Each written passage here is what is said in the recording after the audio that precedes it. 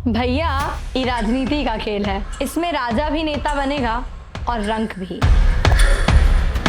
तेजस्वी यादव के भाई और लालू प्रसाद यादव के बड़े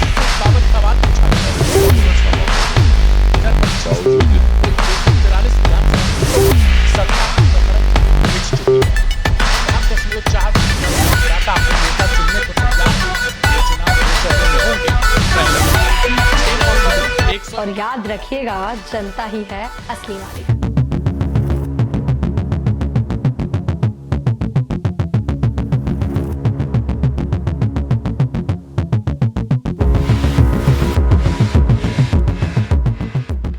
बिहार की राजनीति की जब भी बात होगी, एक नाम जरूर गूंजेगा, लालू प्रसाद यादव। कभी अपनी हाजिर जवाबी और मजेदार भाषणों से जनता को हंसाने वाले, तो कभी अपने फैसले से पूरे राज्य को हिला देने वाले। लालू सिर्फ नेता नहीं है, वे बिहार की राजनीति का फिनोमेना थे, जिन्होंने गरीबों को आवाज दी, लेकिन बिहार को जंगल राज के नाम से भी बदनाम कर दिया। और यही है लालू परिवार की कहानी, जहां राजनीति, परिवारवाद, सत्ता और विवाद सब एक दूसरे में ऐसे उलझे कि पूरा बिहार इसकी गवाही देता है। और आज हम लेकर आए हैं लालू प्रसाद यादव के परिवार की कहानी। तो चलिए सबसे पहले हम समझते हैं कि लालू प्रसाद का उदय कैसे हुआ। बात है 1948 की। बिहार के गोपालगंज जिले के एक छोटे से गांव फुलवरिया में एक साधारण परिवार में एक लड़का पैदा हुआ। नाम रखा गया लालू प्रसाद यादव। उनके पिता एक छोटे किसान थे और लालू अपने 6 भाई बहनों के साथ सादा जीवन जीते थे। घर में संपन्नता नहीं थी, लेकिन लालू में कुछ खास तो था। धीरे धीरे पढ़ाई का समय आया, जहाँ से लालू प्रसाद की राजनीतिक जिंदगी की असली शुरुआत हुई। यह कहानी शुरू हुई पटना यूनिवर्सिटी से।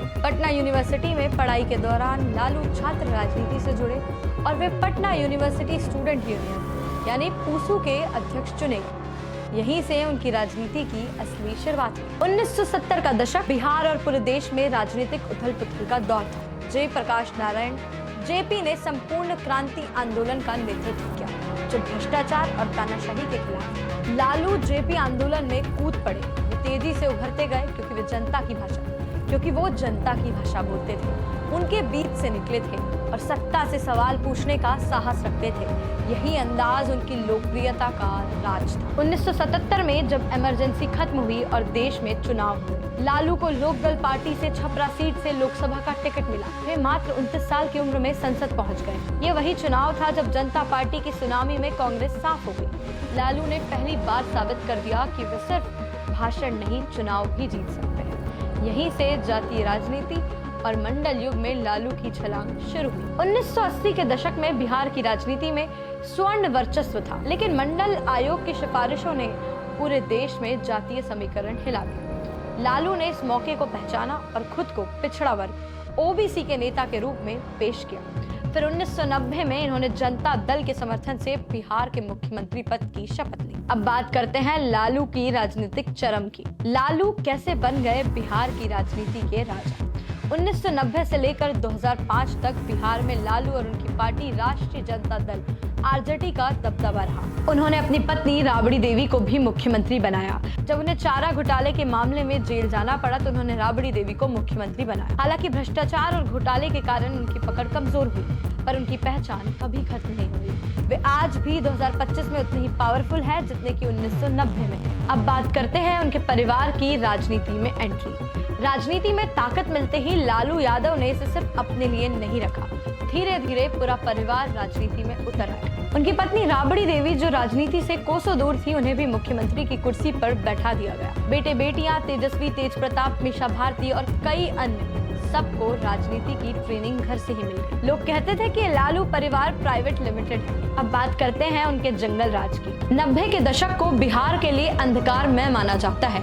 लालू और राबड़ी के शासन को विपक्ष ने जंगल राज का नाम दिया। डकैती, अपहरण, भ्रष्टाचार, ये शब्द बिहार की पहचान बन गए। हालांकि लालू कहते थे कि हमने पिछड़ों को आवाज दी, लेकिन आलोचक कहते रहे कि कानून व्यवस्था ध्वस्त हो गई। बड़े माफिया जैसे मोहम्मद शहाबुद्दीन, सूरजभान सिंह, आनंद मोहन सिंह, रंजन तिवारी लालू के शासनकाल की माफिया कनेक्शन की मिसाल बने। कहा जाता है कि लालू की बेटियों की शादियों में आरजेडी के गुंडे शोरूम से गाड़ियां उठा लाते थे और जो व्यापारी थे वो कुछ न कर पाने की मजबूरी में थे। सड़कें जाम, सरकारी मशीनरी का दुरुपयोग और गुंडाई की खुली झलक, मानो पूरा बिहार एक शादी का मेहमान बन गया। लोकतंत्र भी उस वक्त जैसे घुटनों पर आ गया था। पर फिर राजनीति में एंट्री हुई परिवार की नई पीढ़ी, तेजस्वी और तेज प्रताप। लालू के बाद उनके बेटे तेजस्वी यादव और तेज प्रताप यादव की एंट्री बिहार की राजनीति में नई शुरुआत मानी जाती है। तेजस्वी जो क्रिकेट करियर छोड़कर 2015 में राजनीति में आए, महागठबंधन की जीत के बाद बिहार के उप मुख्यमंत्री बने।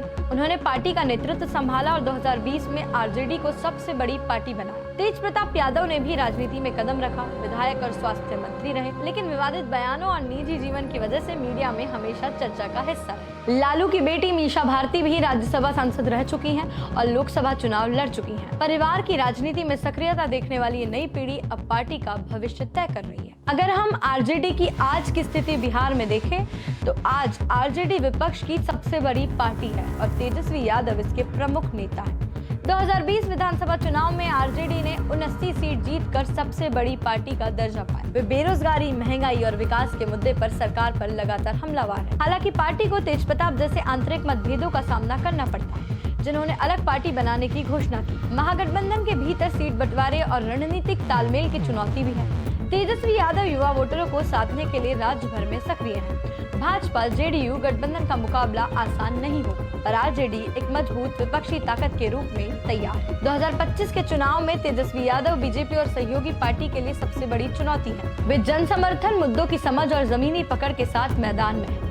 बेरोजगारी, महंगाई, शिक्षा, स्वास्थ्य जैसे विषय पर वे लगातार मुखर। जहां बीजेपी मोदी मैजिक और हिंदुत्व का सहारा ले रही है, वहीं तेजस्वी न्याय के साथ विकास और सामाजिक न्याय के एजेंडे के साथ चुनाव लड़ रहे हैं। हालांकि महागठबंधन की एकता बनाए रखना और आंतरिक विरोध को संभालना चुनौती है, लेकिन तेजस्वी की लोकप्रियता उन्हें मजबूत उम्मीदवार बनाती है। आज राष्ट्रीय जनता दल और लालू यादव परिवार बिहार की राजनीति में एक ऐसी ताकत बन चुके हैं जिसे कोई भी पार्टी नजरअंदाज नहीं कर सकती। लालू प्रसाद यादव ने सामाजिक न्याय की राजनीति की नींव डाली, जिसे तेजस्वी यादव मजबूती से आगे बढ़ा रहे हैं। यह परिवार अब सिर्फ राजनीतिक इकाई नहीं बल्कि बिहार की राजनीति की दिशा तय करने वाला प्रमुख केंद्र बन चुका है। आरजेडी आज भी बिहार विधानसभा की सबसे बड़ी पार्टी है और तेजस्वी यादव विपक्ष का सबसे मजबूत चेहरा। चाहे युवाओं से जुड़ाव हो या पिछड़े, दलित और अल्पसंख्यक वर्ग का समर्थन, आरजेडी के पास ठोस वोट बैंक है जो इसे निर्णायक ताकत बनाता है। आलोचना करने वालों की नजर में लालू परिवार का शासनकाल जंगल राज और भ्रष्टाचार का पर्याय रहा है, लेकिन आम जनता के एक बड़े हिस्से के लिए यह परिवार उम्मीद और पहचान का स्रोत है। तेजस्वी यादव ने पार्टी को आधुनिक मुद्दों पर टिकाने की कोशिश की है और बिहार की राजनीति में अपनी एक अलग पहचान बनाई। कोई शक नहीं है कि आरजेडी और लालू परिवार आज भी उतने ही प्रभावशाली हैं जितने कभी थे। वे बिहार के लिए एक विकास की संभावना भी है और विवाद का कारण भी। 2025 का चुनाव इस परिवार और पार्टी के बिना अधूरा है। फिलहाल के लिए इतना ही। हम ऐसी और खबरें लेकर आएंगे। देखते रहिए TFC मीडिया।